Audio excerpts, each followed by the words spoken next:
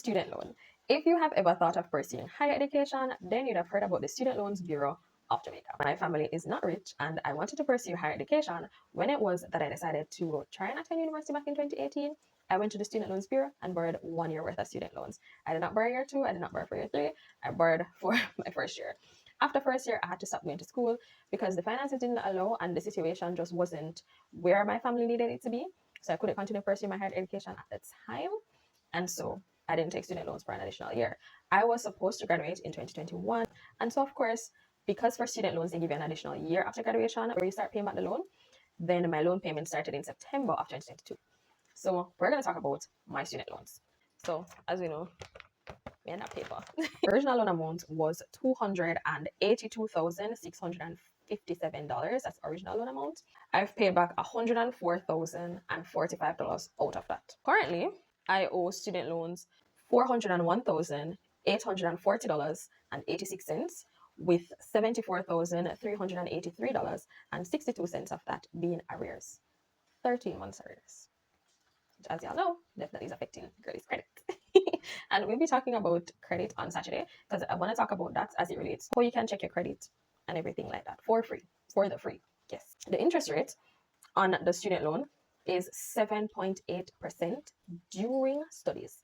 After that studies period, it goes up. So during the repayment period, it is 9.5%, and it is calculated on the reducing balance. So I entered the repayment period with $385,753.52, which means during the time that I'm supposed to be going to school, I would have accrued $103,106.52 of interest while studying. So if it is that you're planning on taking student loans, if it's a situation where you can start paying them while you're in school, it will cut down the amount of interest, cut down the principal, everything like that, that you'll have to pay back once you finish your studies.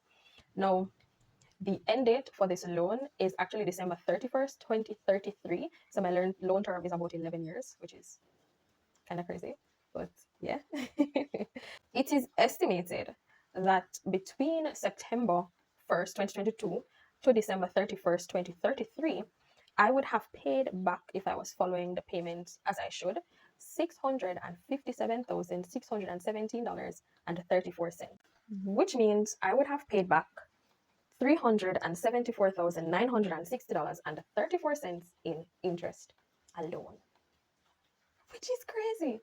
However, that's the cost of taking out a loan. One of the good things, however, about student loans as well is that there's no penalty for early repayment. So all three of the loans that I have currently, there are no penalties for early repayment. One of the things you should absolutely do when you're checking about your loans or planning on taking out a loan is to find out if there are penalties for early repayment. Because if there are penalties for early repayment, you're paying early. That doesn't make sense. You get me? Well, it depends, because if the penalties are lower than what you pay over time, it makes sense. So definitely check it out, consider it. So for everybody who has watched the courts loan, the NCB loan, and now today this SLB breakdown, thank you so much for joining. Thank you for every single person who has followed, who has shared, who has engaged in these posts. Doing this is bringing awareness to persons who are struggling with this. I realize that so many of you can actually relate to what I'm talking about, and I hope through this journey that we're all able to get on the road to debt freedom, that we're all able to set ourselves up in better financial positions coming into the new year. I am super excited to discuss the side hustle ideas that I've seen flying around the internet, and if you have any side hustle ideas, you can drop them down below. Next week we'll be talking about different side hustles, and we'll be trying them over the next 18 months as we go along. Let me know what ideas you have.